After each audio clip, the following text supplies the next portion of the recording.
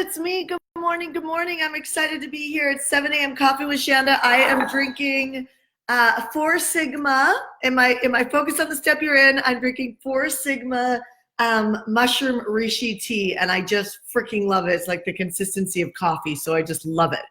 Anyway, good morning. It is so good to be back. I'm chilly over here in San Diego, which is so funny because there's some parts of the world right now, like Denver, Colorado, that are snowy, and I'm just like, frozen to the bone in San Diego. I don't know what happened to my Canadian roots, but somehow it just disappeared on me. Anyway, I wanted to first of all say to our people on Facebook, first and foremost for you guys, I wasn't able to get on yesterday. I don't know what was going on with Facebook, but the live wasn't working.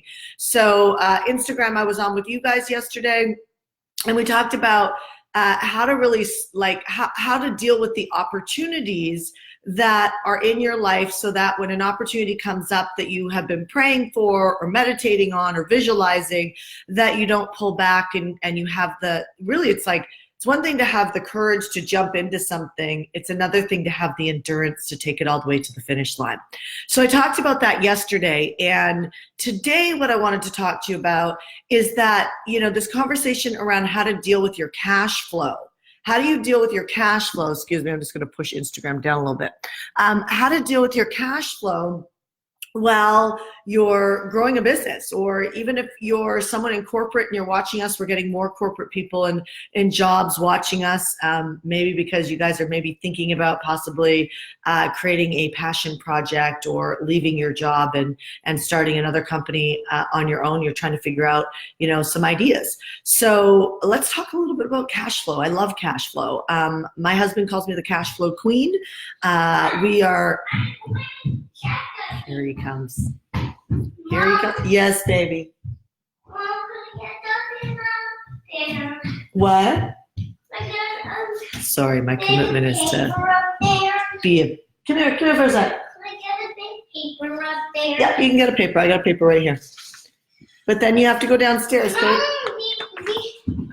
other one I colored up at school now. I don't know where that is, but can I find it? Can I find it? Because I'm on Coffee with Shanda right now. You want to say hi? And how do I make a dinosaur? Well, I don't know how you make a dinosaur, but you can find one. Say good morning. Good morning. Good morning. See, I slept 10 hours last night. I get the poop bubble. You crazy kid. Okay, here, take this. Go downstairs. I love you, bedhead. I love you, bedhead. One. Okay. Another paper. Okay, but I'm going to talk to them about cash flow right now. So I'm going to ask you to take this downstairs. This is my toy. That's Cuddle's toy. Here. Here, you know how we talk about your piggy bank? You know how we talk about your piggy bank? I'm going to eat the toy. Okay, eat the toy. Eat the dog's toy. Okay, go downstairs. Go downstairs. Good morning.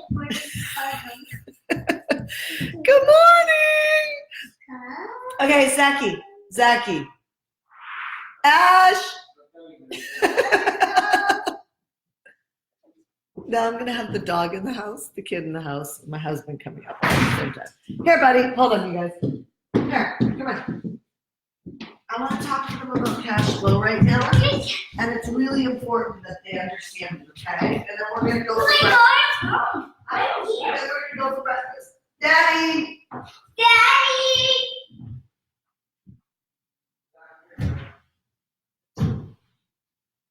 Okay. Sorry, guys. Okay, now you really got to see what my whole morning looks like, which is always kind of fun. That's what I love about streaming online now, is that it's so real. Like back in the day, we would have cut the video, we would have taken all those things out, or we would have just showed what we wanted to show so it would look great in the video and look heart-throbbing and all that stuff. And nowadays, it's just so real online, which I just love. Okay, so let's chat about cash flow.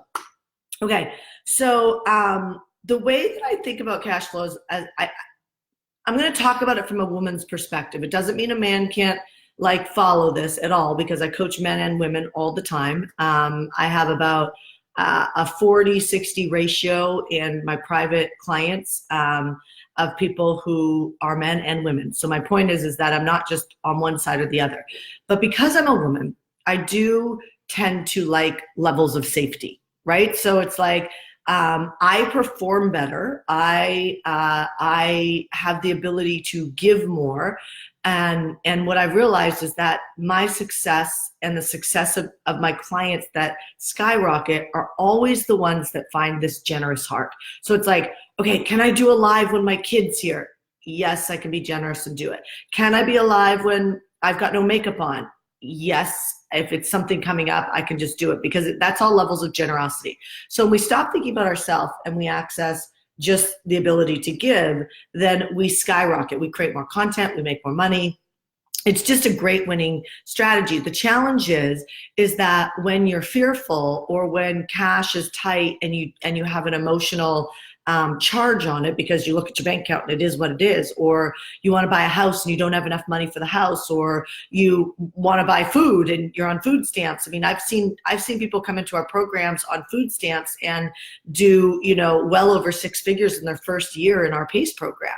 So like, I've seen all walks of life, and there's a way to think about cash flow that will really help you. So as a woman, I do like money to help me feel safe. I totally get that it is a facade, that really what makes you and I safe is actually having the endurance to do what it takes. I mean, money really isn't hard to make.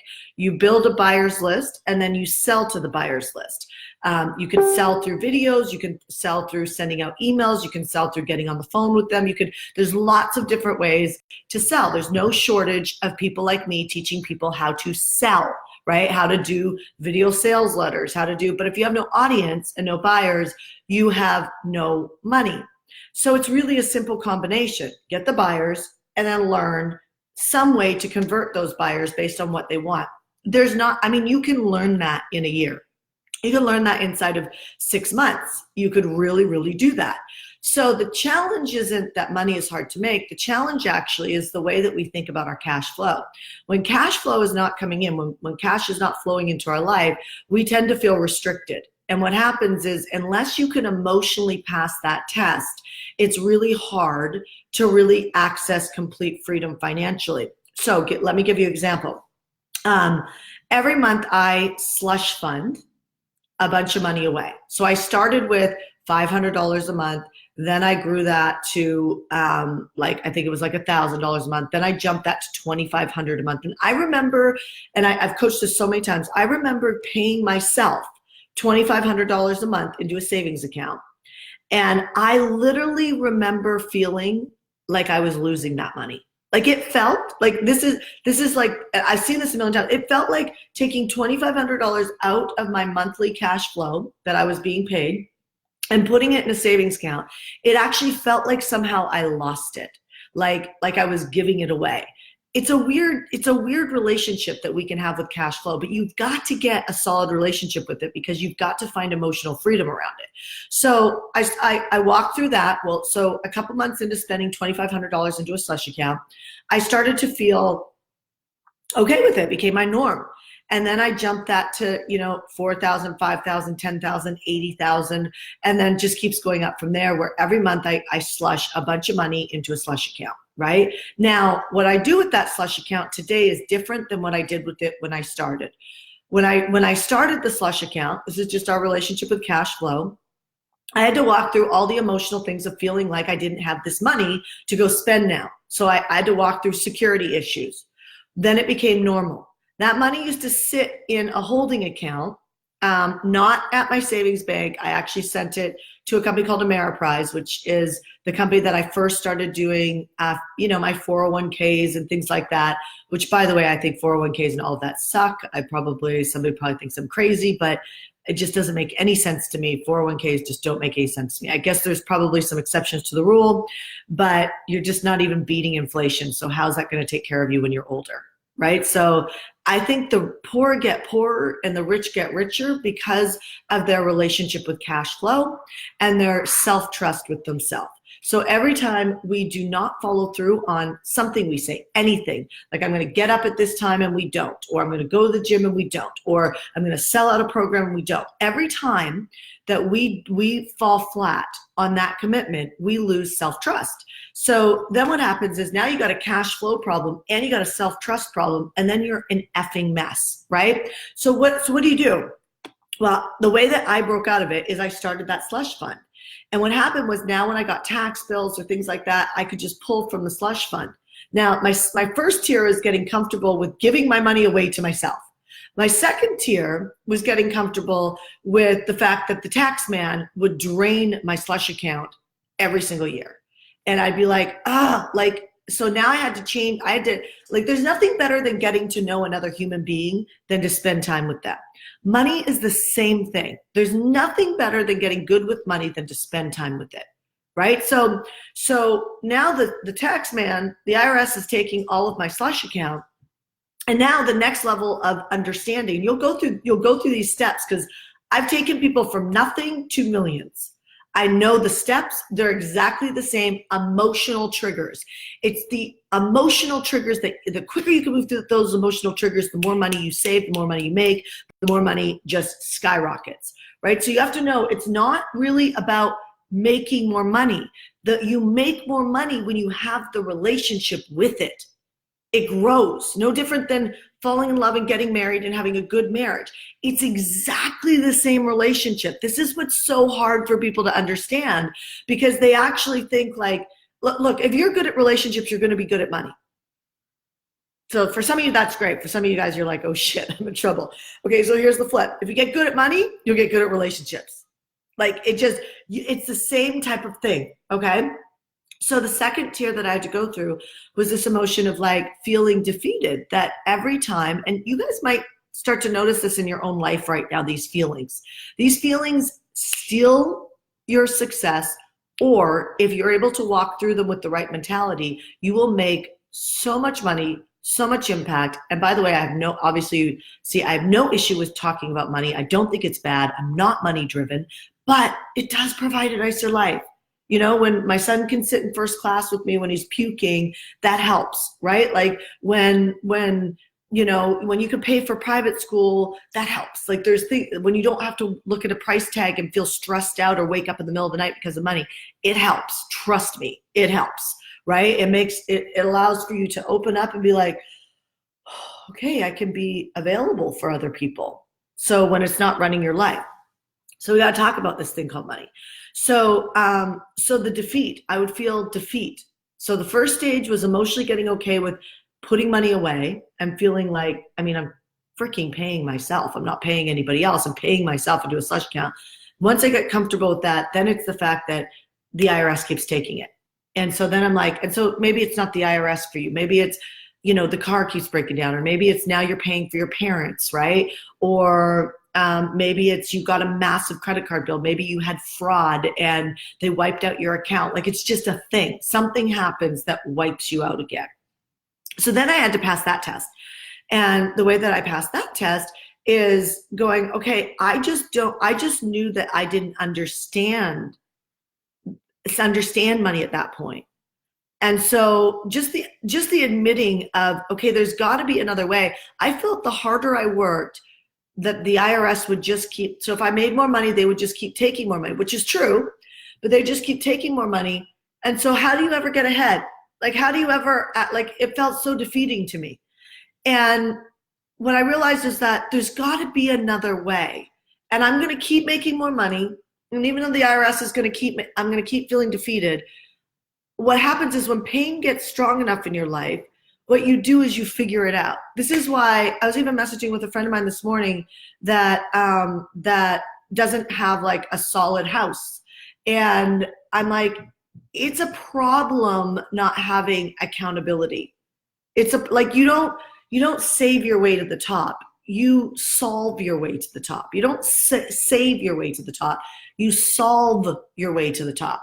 So if there's nothing to solve and you're trying to save to be able to get ahead, that is the broke teachings of our parents, and it doesn't work. It doesn't work. You have to pass these different levels, right? So even when I'm saving, then the IRS comes and takes it. You see what I'm saying? So now there's more pain, because now I know how to make it at that stage. I knew how to make it, but I didn't know how to keep it. And so then I went on the quest for really 2.5, 3 years to really find really good advisors, which is something that I bring to our marketing mastery group. I bring to them, I don't even know like if people recognize the level of just sometimes when you're with a really good mentor, there's these small things that make a huge difference in your ability to get ahead. So it took me like 3 years, 2.5, 3 years to find really good advisors. And I keep up leveling them, right? But like I found really great advisors to show me how to invest $200,000 and get $600,000 in tax breaks. And by the way, I'm not giving tax advice or anything like that. So let's really be clear about that. But it like took me a long time to find people to know, like, I even said to a client of mine yesterday, who goes, my husband and I are buying a rental property every year. And I said, it sounds interesting. I said, have you talked to our advisors to see? This is someone in Marketing Mastery in our 1% Club. I go, have you talked to our advisors that I've connected you with to have them do analysis on that money? Like if real estate goes up 5% a year, even the ups and downs of a market, if it goes up 5% a year in the course of your life, is there another place you can put your money that you could grow it faster, that you could use more of it when you're younger? Right? She's like, oh, I didn't think about that. I was like, yeah, these are the type of things you need to think about. So when the pain starts to get enough, what happens is you start to think, or you attach yourself to somebody who thinks, and that's where we attach ourselves to mentors, right? So that we can learn and start, inching our way. And then those inching starts to create quantum leaps. So I figured out the tax game, and then I figured out the investment game. And then the next level is figuring out, like people around you.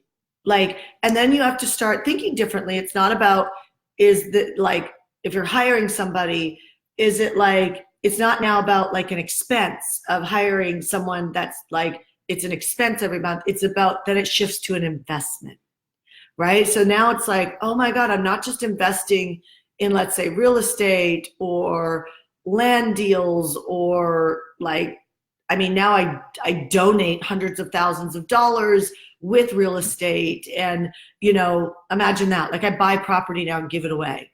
Would you like that? Would you like me to give you some property? Like I buy property and give it away, right? Like there's just these weird things that I do now to be able to play the game of wealth that I never would have known if I wouldn't have had the pain and kept stepping up. So now it's like I'm not just investing in like those type of deals. I'm now investing in people.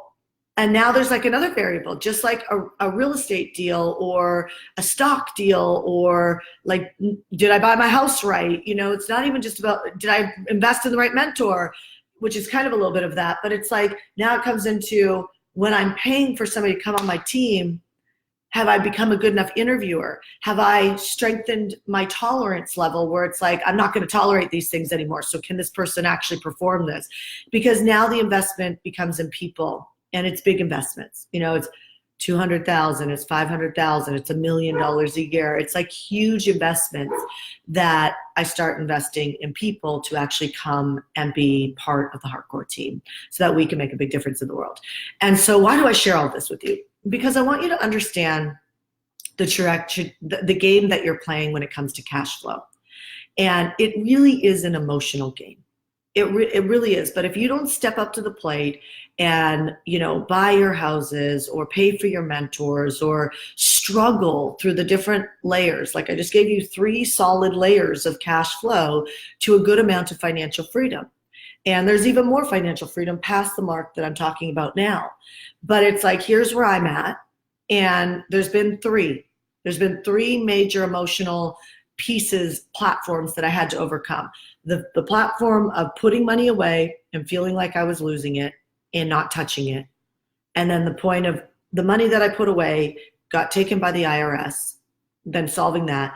And then now it's about really understanding the investment of people that I pour into and really understanding, like I'm getting married to people now in my business. I'm not, people are getting shares, people are, there's just a different game going on.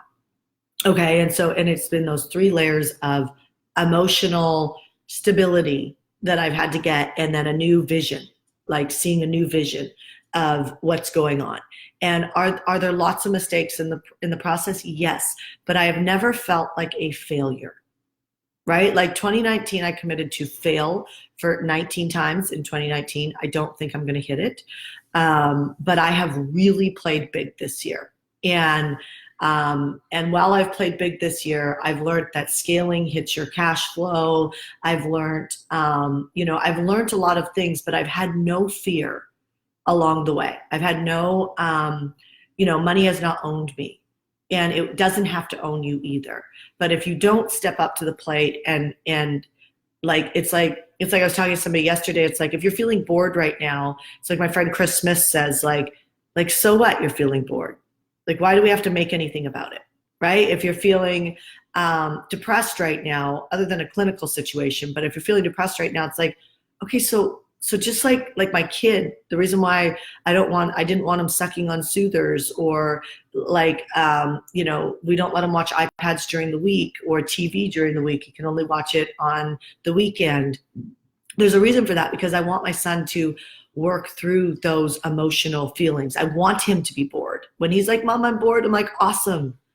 I love that you're bored. Figure it out. Do you know what I mean? Like, I can't play with you right now. Or like, I also want him to have the emotional connection of love and, attention and, me being present with him when I'm with him. But he also understands when I'm working, right?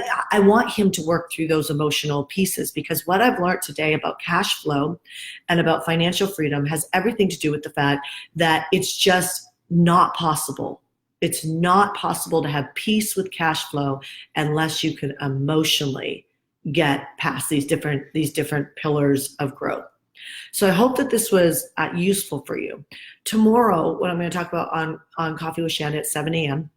Pacific Standard Time is I'm going to jump on Instagram and on Facebook, and I am going to talk about just emotional intelligence and what are some of the hacks I've done in my life to have me focus on, the step I'm in, which reduces stress, right? How do I handle people who disappoint me?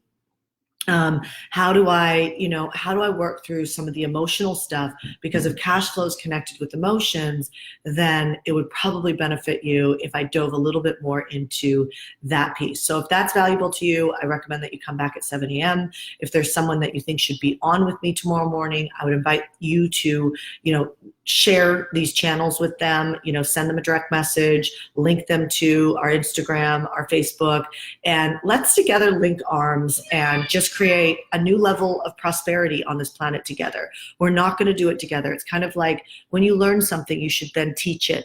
And when you teach it, then you get a stronger understanding of it, right? I say 60% of all education is in giving. So when you go out and you give, it does just give you that law of reciprocity, but it just also teaches you how to be the type of leader that really deserves to lead from the top. We don't need any selfish leaders at the top. We need generous givers at the top. All right, you guys, so please share this with anybody who needs to hear it. Let me know in the comments threads, what was the one thing that just really stood out to you? Like, what was there any aha moment that really stood out to you from this live today? And I'll see you tomorrow morning at 7 a.m. Side note, here's what I do on my schedule right now. It is currently 7:27 a.m. here in San Diego. I will be heading off downstairs to grab my husband and my son, and we will be going for a family breakfast together. And then my husband and I will go for like a 30-40 minute walk together or a hike together. We'll probably go hiking the trails a little bit. And these are the little things that I do to build my family life. And so you're talking about an hour and a half out of my day. I remember thinking that was a lot, but they are part of my day. Work is not just the only thing part of my day. They are part of my day, and pouring into them as part of team to make sure that everything is empowering the life that I really want. All right, you guys, hope all that helps. I'll talk to you soon. Bye.